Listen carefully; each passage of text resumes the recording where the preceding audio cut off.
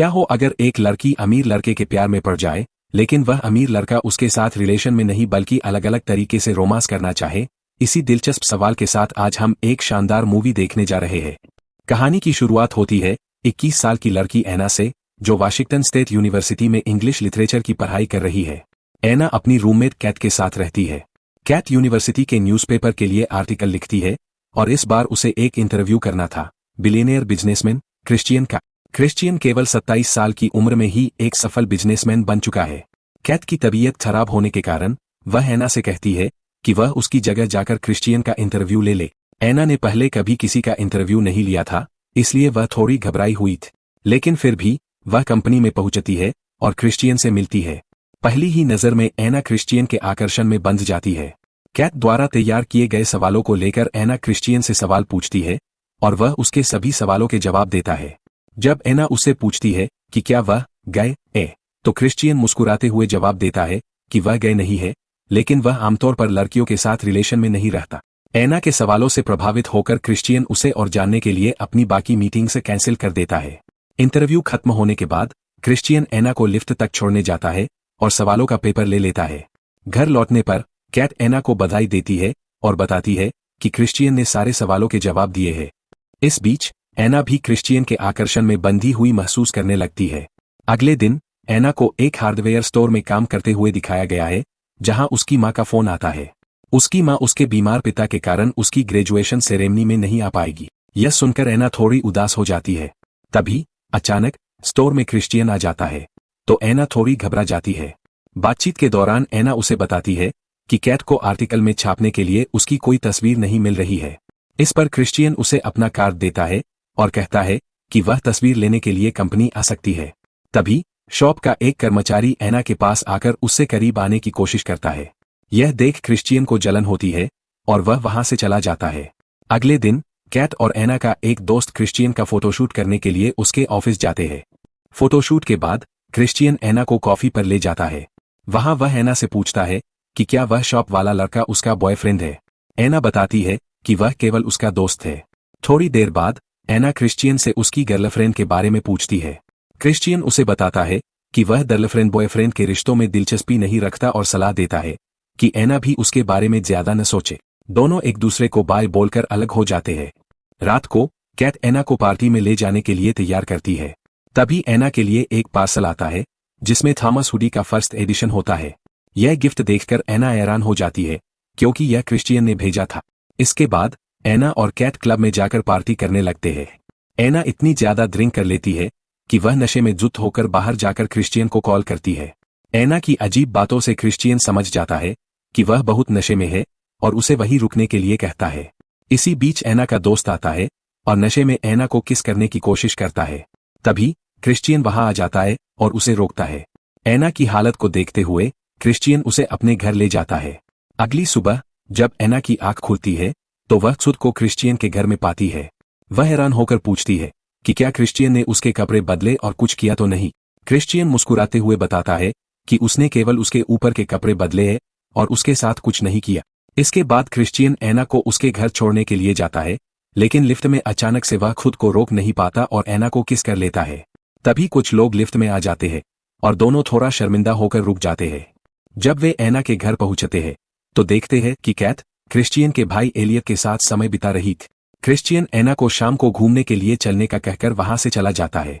एना उस दिन अपनी हार्डवेयर की शॉप पर काम करती है, जहां रात को क्रिश्चियन का ड्राइवर उसे लेने आता है। क्रिश्चियन एना को हेलीकॉप्टर में शहर की सैर कराता है और फिर अपने आलीशान घर ले जाता है। क्रिश्चियन का घर देखकर एना काफी खुश होती है। क्रिश्चियन एना को एक एग्रीमेंट साइन करने को कहता है, जिसमें लिखा होता है कि उनके बीच होने वाली बातें वह किसी से शेयर नहीं करेगी। एना इस पर साइन कर देती है और कहती है कि अब वे प्यार कर सकते हैं। इस पर क्रिश्चियन एना को दो बातें समझाता है। वह कहता है कि पहली बात, वह किसी से प्यार नहीं करता, बस रोमांस करता है। दूसरी बात पूछने पर क्रिश्चियन एना को अपने प्ले रूम में ले जाता है, जहां उसने एडल्ट सामान रखा था जिसको वो लड़कियों को सेड्यूस करने में काम लिया करता था। यह देखकर एना चौंक जाती है और सोचती है कि क्या यह सब उसके साथ किया जाएगा। तभी क्रिश्चियन एना को बताता है कि तुम खुद को मेरे हवाले कर दो ताकि मैं ये सारे एडल्ट टॉय तुम्हारे ऊपर यूज कर सकूं। लेकिन एना को लगता है कि इन सब से दर्द होता होगा, इसलिए वो यह सब करने से मना कर देती है। तो क्रिश्चियन बताता है कि अगर तुम मुझे खुश करोगी तो मैं तुम्हें इनाम दूंगा और खुश नहीं कर पाई तो तुम्हें सजा मिलेगी, मतलब सजा के तौर पर यह सारे टॉय तुम्हारे ऊपर यूज करूंगा। एना कोई जवाब नहीं देती, इसलिए क्रिश्चियन उसे उसका रूम दिखाने ले जाता है। यह देखकर एना बोलती है कि अब हम यहाँ साथ सोएंगे, तो क्रिश्चियन मना कर देता है और कहता है कि वह किसी के साथ नहीं सोता। दोनों बातचीत करते हैं और क्रिश्चियन एना को एक मेन कॉन्ट्रैक्ट पेपर के बारे में बताता है, जिसके अनुसार एना को एग्रीमेंट पर साइन करने के बाद ही वे उनके रिश्ते को अगले स्तर पर ले जाएंगे। इस बातचीत के दौरान क्रिश्चियन को यह भी पता चलता है कि एना अभी तक वर्जन है।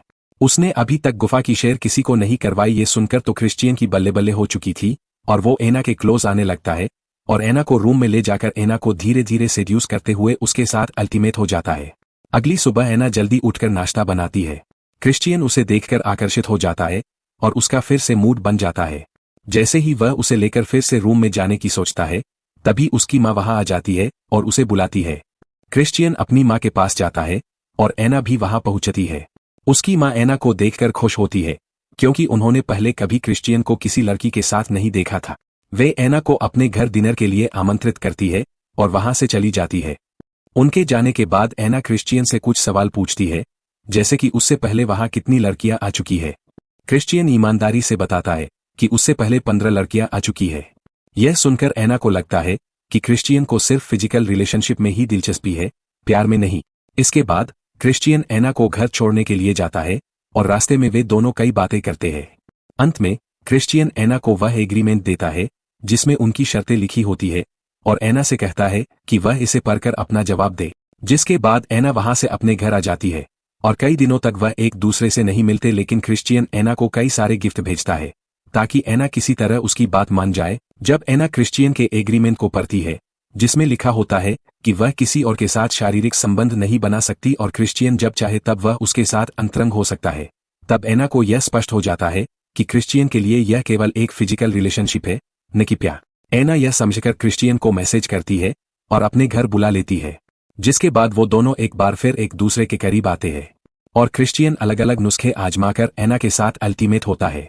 अल्टीमेट होने के बाद क्रिश्चियन एना को उसके रूम में छोड़कर चला जाता है। अगले दिन एना और क्रिश्चियन चैट पर बात करते हैं, जहां एना उसे बताती है कि वह एग्रीमेंट पर साइन करने के लिए तैयार है, लेकिन पहले एक मीटिंग करना चाहती है।